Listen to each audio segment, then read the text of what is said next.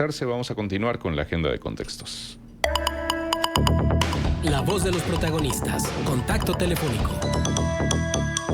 Tenemos el gusto de recibir a la magistrada del Poder Judicial del Estado de Coahuila, María Luisa Valencia. Con ella vamos a conversar sobre esto que viene sucediendo, los cobradores de diferentes casas financieras que obligan prácticamente a los deudores a cambiar de casa, a cambiar de teléfonos, porque hay un acecho contra ellos para que paguen estas deudas que ya es verdaderamente intolerable, porque atenta contra todos los derechos humanos de quien se constituye como deudor. Magistrada, muchas gracias por acompañarnos, por estar con nosotros y por platicarnos de este tema, que es un tema muy sensible, porque aunque no lo creamos, hay mucha gente afectada precisamente por este tipo de comportamientos.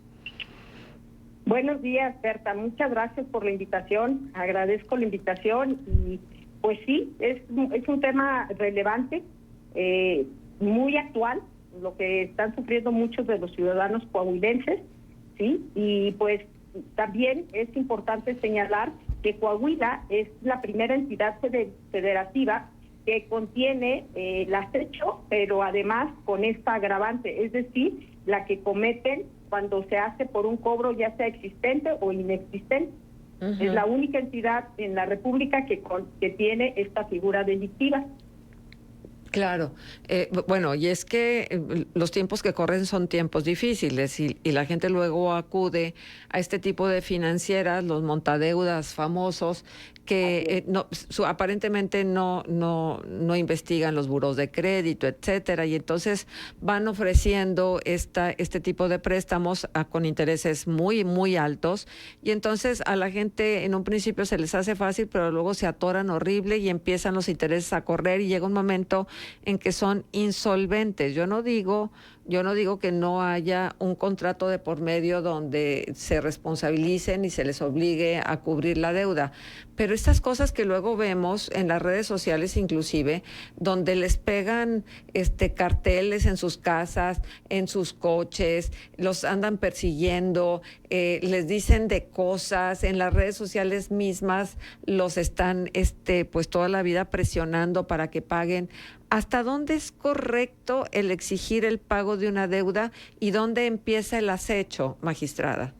Bueno, fíjate, el acecho, de acuerdo al artículo 236 bis del Código Penal de Coahuila, a partir del 28 de noviembre del 2023, que es cuando sale la publicación en el Diario del Estado, nos dice que el delito de acecho es seguir, vigilar o comunicarse persistentemente con alguien en contra de su voluntad, atentando contra su seguridad, libertad e intimidad.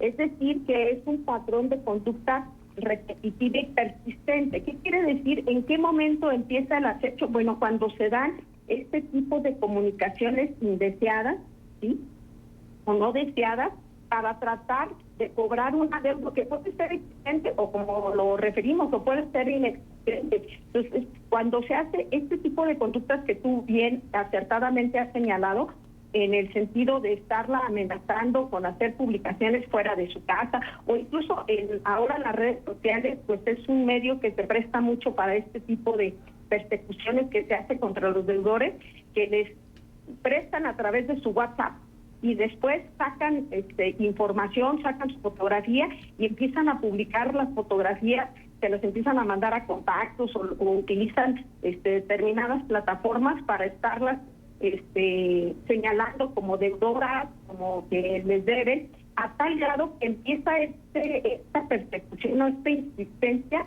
que obligan a la persona a realizar actos contra su voluntad, como puede ser pedir otros préstamos o ir a sacar determinados muebles para empezar a pagar el adeudo, porque ni tan siquiera logran pagar en su totalidad, ¿sí? O también puede ser, y así se establece el delito de acecho, que se haga un cambio o se modifique en sus hábitos, en sus itinerarios, en sus perfiles de sus redes sociales, en sus teléfonos, hasta llegar al cambio de proyectos de vida con este tipo de persecuciones que se hacen por parte de estas compañías de préstamos que últimamente hemos visto que han aflorado bastante, y sobre todo utilizando como medio las redes sociales.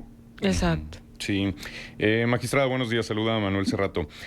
Hola, Manuel, buenos días. Buenos días. ¿Qué tan difícil es para la autoridad en Coahuila, pues, poder perseguir este delito, tomando en cuenta que a veces instituciones bancarias y demás te hablan de números de otras ciudades, a lo mejor, perdón, a lo mejor de la Ciudad de México o de algunos otros estados, porque ahí tienen call centers e instalaciones?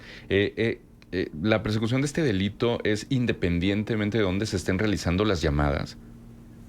Sí, mira, lo que se les está ahora recomendando a la ciudadanía, pues es que documenten, ¿verdad? Como cualquier delito que acudes a denunciar, pues tienes que recopilar algunos medios de prueba para efecto de poder demostrar que está siendo objeto de este tipo de comunicaciones. Y vaya, como tú bien lo señalas, hay llamadas telefónicas a deshoras, ¿sí? En donde lo recibes de teléfonos puede ser desde el mismo Coahuila o hasta de lugares fuera del estado o fuera del país, incluso, ¿no? Entonces lo que se recomienda es establecer los números y grabar, ¿sí?, las llamadas donde les están exigiendo los pagos, ¿no? Sí, exactamente, porque sí nos han referido algunos ciudadanos que les hablan de Chihuahua o de Nuevo León o de Ciudad de México o de Durango, ¿no? Y bueno, pues a veces está la duda de cómo consiguieron mi teléfono, ¿no? Porque pues a lo mejor sí son las propias entidades bancarias, a lo mejor sí son ciertas tiendas. Es decir, la llamada sí es real, no es extorsiva, pero de todos modos queda la pregunta. Bueno, no es extorsiva en cuanto a que estén falseando la identidad de quien llama, pero luego la pregunta es, ¿y cómo consiguieron mi número? ¿Mi teléfono? Exactamente, sí, porque pues esto que hacen empresas financieras también, que pasan estas listas a despachos de cobranza, por ejemplo, en el caso de quienes tengan una deuda, pero quienes no la tengan, que de todos modos reciben estas llamadas para ofrecerles promociones, ofrecerles servicios y demás, que llega a ser también medio fastidioso. Luego hay algunas páginas donde te dan la posibilidad de ingresar el número del que recibiste la llamada y ya te lo rastrean y te dicen si es departamento de cobranzas, te dicen si es una entidad bancaria, alguna financiera y tal. ¿Han rastreado como autoridad esas páginas, magistrada? ¿Qué tan fiables pueden llegar a ser? Mira, primero hay que establecer muy bien la competencia, en este caso en Coahuila, porque como me lo preguntaste al inicio, qué tan factible si provienen de otros lugares de la República o como te dije, fuera del país. Primero, los efectos del delito se están dando en Coahuila. ¿Por qué? Porque las personas que están haciendo la llamada, la que se está sintiendo intimidada, la que ya se le perturbó en su libertad y en su tranquilidad, está en Coahuila. ¿Sí? Entonces los efectos del delito se están dando y la competencia sería de Coahuila, ¿sí? Ahorita, como también lo señalé, a partir del 28 de noviembre del 2023 ha iniciado esta figura delictiva. ¿Qué quiere decir? Que a partir de esta fecha, del 28 de noviembre en adelante, pueden ser denunciadas este tipo de conductas. La Fiscalía es la autoridad encargada de hacer la primera parte de la investigación de este delito. Creo que tienen algunos 3 o 4 casos ahorita que están en el camino de recopilar todos los medios de prueba que puedan aportar para poder documentar la conducta delictiva. ¿Sí? Hasta en nuestros juzgados, hasta este momento, no ha llegado ninguna carpeta de investigación que se judicialice por este delito, pero sí, repito, está en camino ya algunas que van a judicializar y que se están recopilando los medios de prueba necesarios. Ok. Si nos permite, le compartimos una llamada del público. Nos dicen, para la magistrada: buenos días, yo hice un convenio con un despacho de cobranza autorizado por Infonavit, el cual he cumplido. Sin embargo, recibo 5 llamadas mínimo al día. Ayer hablé a Infonavit y me dijeron que voy al corriente, pero que Infonavit no podía hacer nada con respecto a las llamadas. Esto creo que ya es acoso telefónico. Hablé con el despacho y me dijeron que iban a desactivar las llamadas, pero no lo hicieron. ¿Qué puedo hacer? Que acuda ante la Fiscalía a presentar su denuncia. Solamente le recomendaría a la ciudadano o ciudadano que por favor grabe las llamadas para que tenga esta documentación en su teléfono, si lo recibe en su teléfono móvil, que quede registrado el número del que le están llamando y que ponga su grabación para efecto de que pueda acudir ante la autoridad y denunciarlo. Incluso la información que ha recibido por parte de Infonavit también lo puede documentar. Ok, correcto. Muy Perfecto. bien. Pero ya puede acudir, ya es una conducta que ya se está persiguiendo en Coahuila, Manuel, y como te digo, aparte, Coahuila es el único estado que lo tiene. Ok, muy Sí, bien. bueno, pues esto es una muy buena noticia. Sabemos de mucha gente que está de verdad agotada emocionalmente por este tipo de acecho y se trastoca la dinámica de la familia y la tranquilidad de la familia, porque además hablan a deshoras, en el momento en que se les antoja como una manera de presión, como una medida de presión, ciertamente. Ahora, ¿no sería también importantísimo regular la presencia de todas estas casas que otorgan préstamos así con tanta facilidad porque saben que de alguna u otra manera van a recuperar el riesgo? ¿No sería bueno investigar si todas las empresas cumplen con los requisitos de las instituciones bancarias para otorgar este tipo de servicio?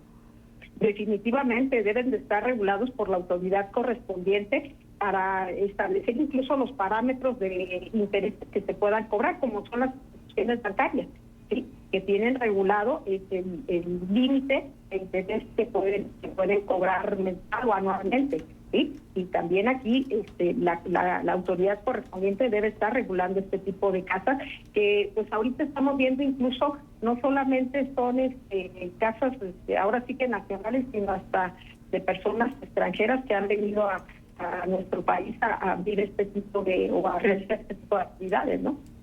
Uh-huh. Muy bien, magistrada. Pues agradecemos mucho la información, la posibilidad de haber podido platicar con usted y estaremos atentas a lo que dice el auditorio en relación a este tipo de procedimientos que les afectan tanto para poder orientarlos y que vayan a hacer las denuncias correspondientes. Berta, no sé si me permita nada más señalar en cuanto a la penalidad del delito de acecho y que la importancia de que sea ya un delito autónomo.